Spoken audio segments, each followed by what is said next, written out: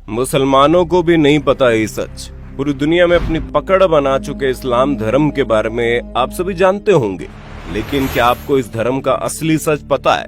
क्या आपको ये मालूम है इस्लाम धर्म में की जाने वाली चीजें आखिर क्यों होती है? क्यों इस्लाम धर्म में लोगों को जलाया नहीं जाता बल्कि दफनाया जाता है? क्यों इस्लाम धर्म के लोग अधिकतर मांस खाते हैं? आज की हमारी वीडियो में आपके सभी सवालों के जवाब मौजूद है, जहां हम आपको इस्लाम धर्म की उस सच्चाई से रूबरू करवाने वाले हैं जिसे जानकर आपके होश उड़ जाएंगे। यहाँ तक कि बहुत से मुसलमान भी इसके पीछे का सच नहीं जानते होंगे।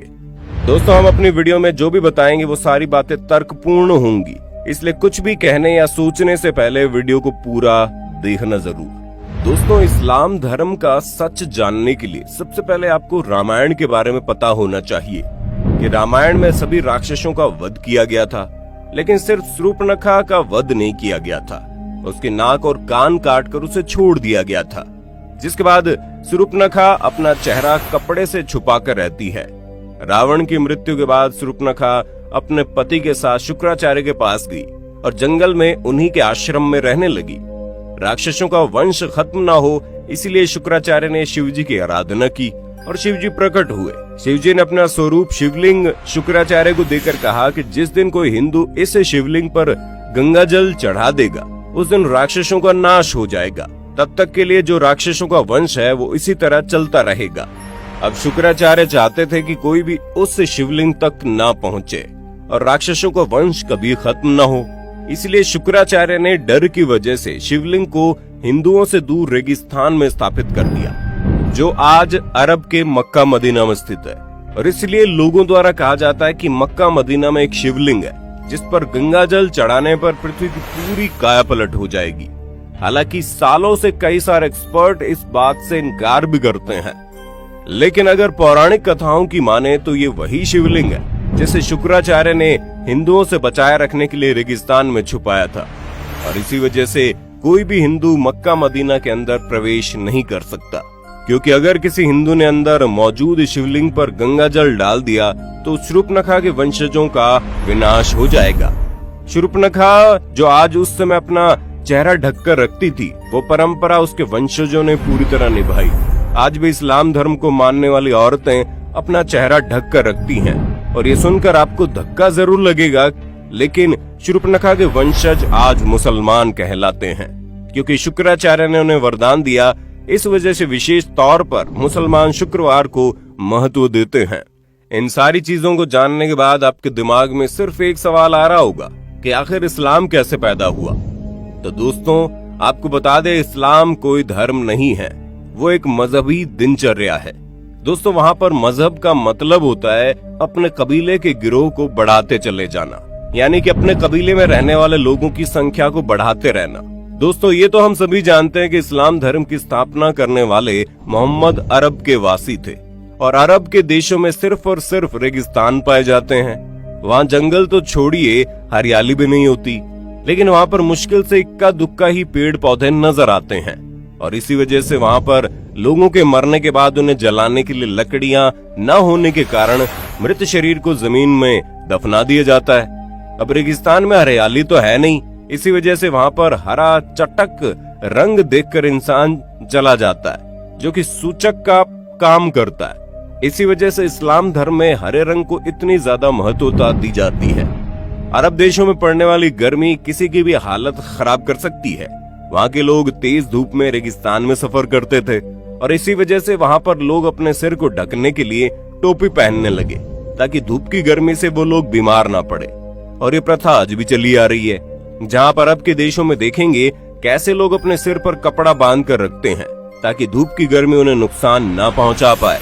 अरब के देशों में पानी की बहुत ही ज्यादा कमी देखने को मिलती थी। ऐसे में लिंग यानी मूत्र मार्ग को साफ करने में पानी खराब न हो, इसलिए वहाँ के लोग यानी कि इस मजहब के लोग अपना खतना करने लगे। दोस्तों, खतना जो प्राइवेट पार्ट होता है उसका आगे वाला हिस्सा काट दिया जाता है, और ये चीज अभी तक चलती आ रही है।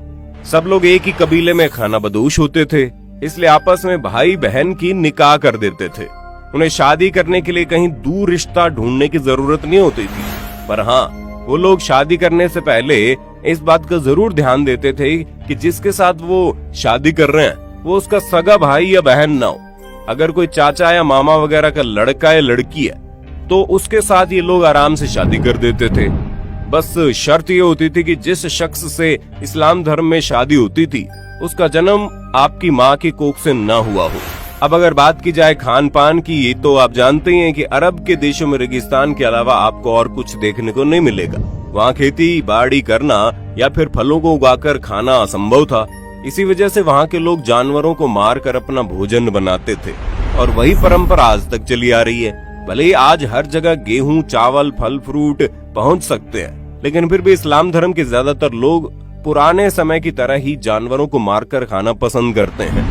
हालांकि पहले के समय में लोगों को ये पता था कि किसी भी जीव को मारना अच्छी बात नहीं होती, इसलिए वो अपनी भूख मिटाने के लिए जिस किसी भी जानवर को मारते थे उसे कुर्बानी का नाम दे देते थे। और जब जानवर की कुर्बानी की जाती थी तो उस वक्त अल्लाह को याद कर लिया जाता था ताकि जानवर की मौत का जो पाप है वो उनके सिर पर ना चढ़े। ये चीज धीरे धीरे बढ़ती गई और एक प्रथा में बदल गई और अब तो इसे दुनिया भर में त्योहार की तरह मनाते हैं, जहाँ जानवरों की कुर्बानी करके लोग उसे खाते हैं। वैसे आज लोग इन सारी चीजों के बारे में नहीं सोचते और किसी भी जानवर को खाने में बिल्कुल भी संकोच नहीं करते। अब ये बात तो आप अच्छे से जानते हैं कि रेगिस्तानी इलाके में मूर्ति वगैरह को बनाने के लिए मिट्टी नहीं मिलती, इसलिए जिसकी वजह से इन्होंने मूर्ति पूजा को अपने कबीले से यानी अपने मजहब से खारिज कर दिया। कबीले को एक जगह से दूसरी जगह लगातार आना जाना रहता है, इसलिए वो लोग कम बर्तन रखते थे और एक ही थाली में 4-5 लोग बैठकर खा लेते थे। मुसलमानों के कबीलों की संख्या को अधिक से अधिक बढ़ाया जा सके, इसलिए कबीले में एक आदमी को 4 शादियां करने की इजाजत थी। अब अगर इन सारी बातों पर गौर किया जाए तो इससे ये चीज साफ होती है कि इस्लाम कोई धर्म नहीं है बल्कि कबीला है, जिसे सिर्फ जनसंख्या को बढ़ाने के लिए बनाया गया है। और इसके जो नियम है वो उनके सिद्धांत नहीं बल्कि इनकी दिनचर्या है। जिस तरह वातावरण इन्हें मिला उस हिसाब से इन लोगों ने जीना शुरू कर दिया और आज भी वातावरण और आसपास का माहौल बदलने के बावजूद ये लोग उसी तरह से अपनी जिंदगी बिता रहे हैं। दोस्तों, हमने आपको इस्लाम से जुड़ी जितने भी बातें बताई है वो सारी सच्ची है, तभी तो आज इस्लाम धर्म को मानने वाले लोगों की जनसंख्या लगातार बढ़ती जा रही है, जिस पर चाहकर भी कोई रोक नहीं लगा सकता। और जिस हिसाब से मुसलमानों की संख्या बढ़ती जा रही है उसे देखते हुए ये कहना गलत नहीं है कि आने वाले कुछ ही सालों में दुनिया में सबसे ज्यादा मुसलमानों की आबादी देखने को मिलेगी। अब हमारे बहुत से मुसलमान भाई बहनों को ये सारी बातें सुनकर बुरी लग रही होंगी, हम उनके धर्म को इस तरह से कह रहे हैं, पर दोस्तों हमारा इरादा किसी भी धर्म को ठेस पहुंचाना नहीं है, बल्कि हम तो आपके सामने कुछ ऐसे फैक्ट्स रख रहे हैं जो पूरी तरह से लॉजिकल है। और अगर आप उस पर गौर करेंगे तो आपको समझ में आएगा कि हम जो कह रहे हैं वो वाकई में सच हो सकता है। और इन सब की सबसे ज्यादा हैरान करने वाली बात यह है कि इस्लाम धर्म को मानने वाले लोग खुद भी ये नहीं जानते हैं कि वो इस तरह की सोच क्यों रखते हैं और क्यों इस्लाम धर्म को मानने वाले अधिकतर लोग दूसरे धर्म को कम समझते हैं। हम ऐसा नहीं कह रहे कि मुसलमान लोग ही अपने धर्म को ऊंचा रखते हैं और बाकी लोग अपने धर्म पर ध्यान नहीं देते, बल्कि हिंदू से लेकर सिख और ईसाई तक हर धर्म के लोग अपने धर्म को महत्व देते हैं। किसी भी धर्म में, फिर चाहे वो इस्लाम धर्म ही क्यों ना हो, उसमें दूसरे धर्म को नीचा दिखाना नहीं सिखाया गया है। लेकिन फिर भी मजहब के नाम पर दंगे होते हैं, जबकि चाहे हिंदू हो या मुसलमान, किसी को भी ये नहीं पता कि उनकी शुरुआत कहाँ से हुई और जो सिद्धांत और नियम कानून वो सीख रहे हैं वो किसने बनाए और किस लिए बनाए। लोग तो सिर्फ आंख बंद करके अंधों की तरह उन्हें मानते जा रहे हैं, परंतु उसके पीछे का सच किसी को नहीं पता। अब आपका इसके बारे में क्या कहना है कमेंट में बताना, और इसी तरह की वीडियोस को देखते रहने के लिए चैनल को सब्सक्राइब करना बिल्कुल ना भूलें। धन्यवाद। दोस्तों, आपकी स्क्रीन पे 2 और वीडियोस दिख रही हैं, जिसे देखने के लिए आप इस स्क्रीन पर क्लिक करें। दोनों देखिएगा, बहुत अच्छी वीडियो बनी है।